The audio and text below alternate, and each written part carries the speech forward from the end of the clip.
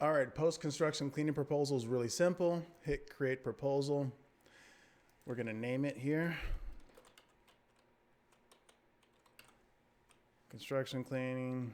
We'll pick a facility type. Let's do office space.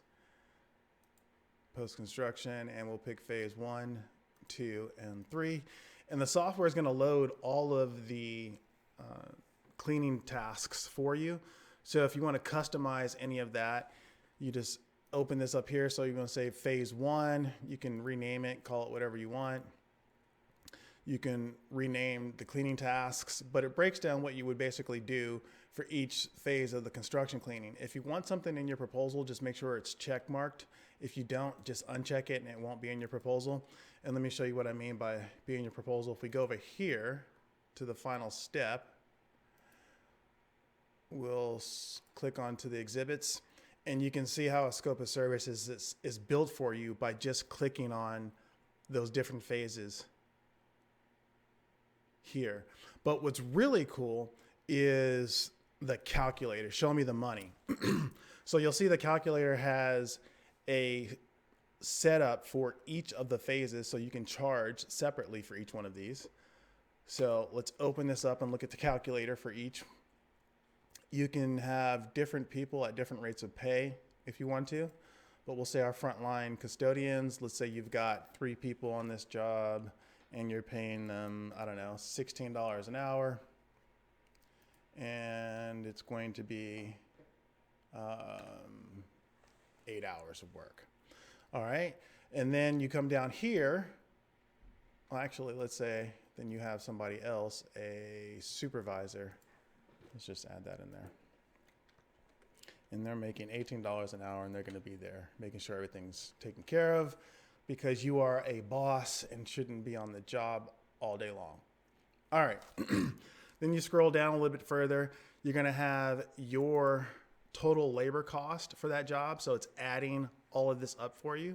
So here's your subtotal. Then you can add additional expenses. So you know you're going to have cleaning supplies.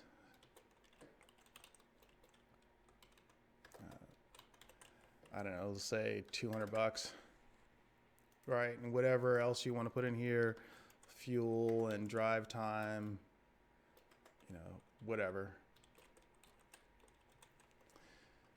Say $75. All right, then you can add all your expenses. So this is your subtotal, and then you would add a profit margin to that. So I don't know, let's say you want to make 30%. The software is then going to tell you that if you have this labor up here with these expenses and you want to make 30% on this job, it's going to give you $344.14, and you would have to charge $1,047.14 to your customer. But I'm not done yet. This is also cool. If you know the cleanable square footage, let's go ahead and put that in here. Let's just say, I don't know, 12,000 square feet. Now the software is telling you that if you have all this labor and these expenses and you want to make 30%, and this is what you're charging to your customer, and you have 12,000 cleanable square feet, you are charging 10 cents a square foot. But I'm not done yet. Check this out. Let's say you go, oh, you know what? That's just not enough to do this job. I think I can make $1,500 on this customer. You type that in, and the software reverse engineers it for you and tells you that you're making 65.13% profit margin. And in order to do that, you would have to charge $2,003 to your clients, and you're charging 19 cents a square foot. But let's just say you want to try something different. You know what? You think you can make, I don't know, $3,000 on this client. Type in $3,000 down here. The software reverse engineers the numbers again for you. So if you charge your customer $3,000 with this labor and this expense, you are going to make $2,472 at a profit margin of 75.48%, and that you are charging 25 cents a square foot. But I am still not done, my friends. Let's say you just think you should be charging 50 cents a square foot. Well, just go in here to the software, type in 50 cents. And in order to charge 50 cents a square foot, you would have to bill your customer $6,000. And on that, you would make $5,472 at a profit margin of 87.2%. And the cool thing is you can still go and play with these numbers. Let's say you want to have another supervisor on there for 8 hours. You go down here and take a look.